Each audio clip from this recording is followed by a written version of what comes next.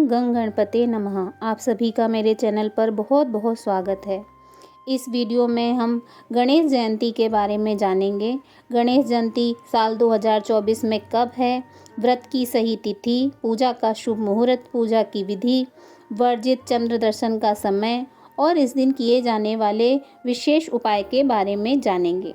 धार्मिक मान्यताओं के अनुसार गणेश जयंती का त्यौहार ज्ञान व बुद्धि के देवता श्री गणेश जी से जुड़ा हुआ है। यह हर वर्ष माघ महीने की शुक्ल पक्ष की चतुर्थी के दिन मनाया जाता है।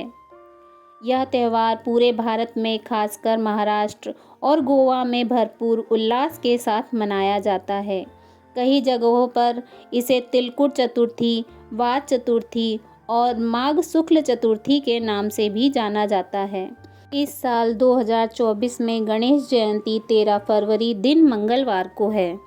चतुर्थी तिथि प्रारंभ होगी 12 फरवरी सायकाल 5:44 पर। चतुर्थी तिथि समाप्त होगी 13 फरवरी दोपहर 2:41 पर। मध्याह्न पूजा का शुभ मुहूर्त होगा 13 फरवरी प्रातःकाल 11:29 से दोपहर 1:42 तक। वर्जित चंद्र दर्शन का समय है प्रातःकाल 9:18 से रात्रि 10:04 तक। आइए जानते हैं गणेश जयंती की पूजा विधि। गणेश जयंती से एक दिन पूर्व सात्विक भोजन ग्रहण करें, तामसिक भोजन और बुरे विचारों से दूर रहें। कोई भी व्रत करने से पूर्व व्यक्ति को मन, वचन और कर्म से शुद्ध होना जरूरी है। गणेश जयंती के दिन प्रातः काल में स्नान करने के बाद लाल या पीले वस्त्र धारण करें। फिर फूल, अक्षत और जल लेकर गणेश जयंती व्रत एवं गणेश पूजा का संकल्प लें।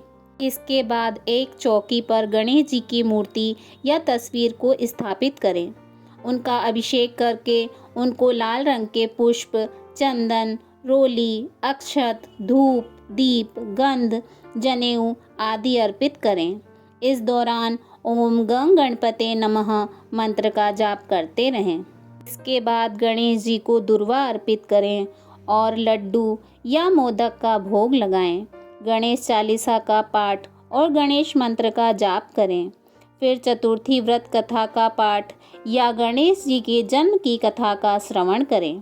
पूजा के अंत में गणेश जी की विधि पूर्वक आरती करें। गणेश जयंती के दिन दान करना भी शुभ माना गया है। दान करने से ग्रह दोष दूर होते हैं और शुभता बढ़ती है। दिन भर फलाहार करते हुए भगवत जागरण करें। आज के दिन भूलवश भी चंद्रमा का दर्शन न करें। अगले दिन प्रातः काल गणेश वंदना के बाद पारण करके व्रत को पूरा करें। आइए सुनते हैं गणेश जी की जन्म की कथा। हिंदू पौराणिक ग्रंथों के अनुसार भगवान गणेश जी के जन्म से जुड़ी कई कहानियाँ प्रचलित हैं।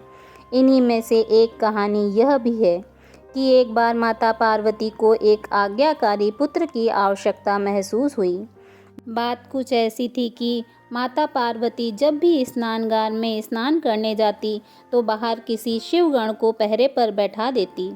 लेकिन दुविधा ये थी कि पहरेदार होने के बाद भी शिवजी स्नानागार में चले जाते थे।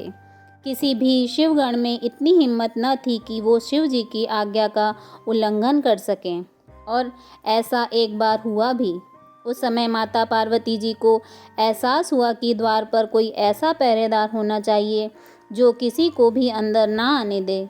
बस इसी विचार से माता पार्वती ने अपने शरीर के उपटन से एक बालक का पुतला बनाया और उसमें प्राण डाल दिए।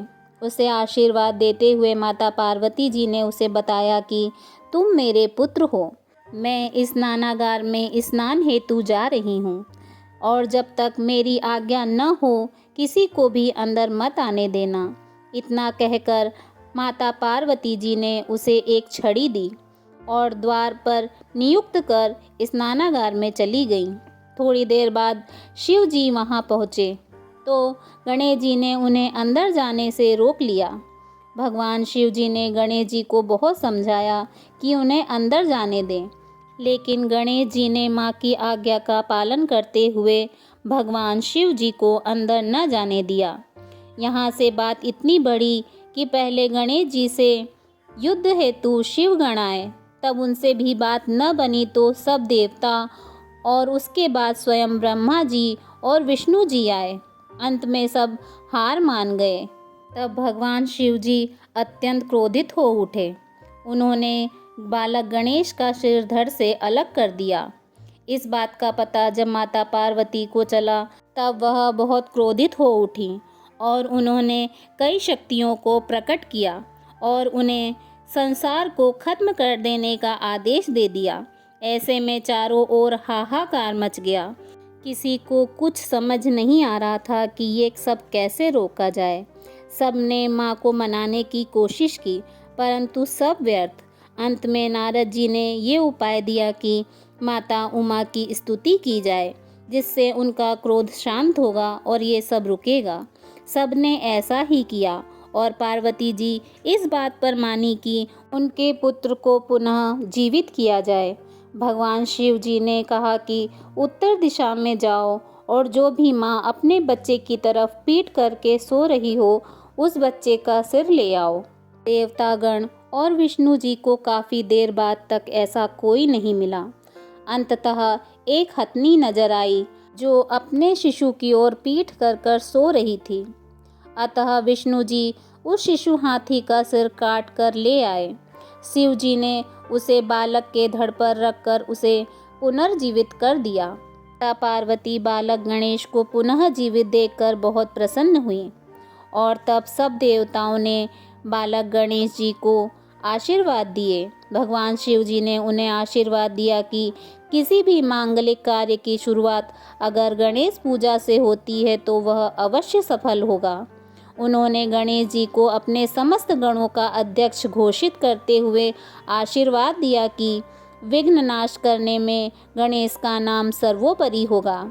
इसलिए भगवान गणेश जी को विघ्नहर्ता भी कहा जाता है। बोलिए विघ्नहर्ता श्री गणेश भगवान जी की जय। आइए जानते हैं गणेश जयंती के दिन किए जाने वाले विशेष उपाय। इस दिन भगवान गणेश जी को प्रसन्न करने के लिए मूंग की दाल में चावल मिलाकर दान करना शुभ होता है। इस खास दिन गणेश जी की पूजा में सिंदूर अर्पित करें, इससे मनोकामना पूरी होती है। भगवान गणेश जी को लड्डू अत्यंत प्रिय हैं। मान्यता है कि इस दिन लड्डू के साथ उन्हें दूर्वा अर्पित करने से वह जल्दी प्रसन्न होते हैं। कहते हैं कि अगर भगवान गणेश प्रसन्न हो जाएं तो उस भक्त पर हर देवी देवता की कृपा बरसने लगती है। गणेश जयंती के दिन हरी वस्तुओं का दान करना चाहिए। मान्यता है कि ऐसा करने से बुध ग्रह की स्थिति शुभ होती है और अटके हुए काम बन जाते हैं। बोलिए गणपति गजानन महाराज की जय। अगर आपको यह वीडियो पसंद आई हो तो प्लीज़ मेरे चैनल को लाइक करें, सब्सक्राइब करें। धन्यवाद।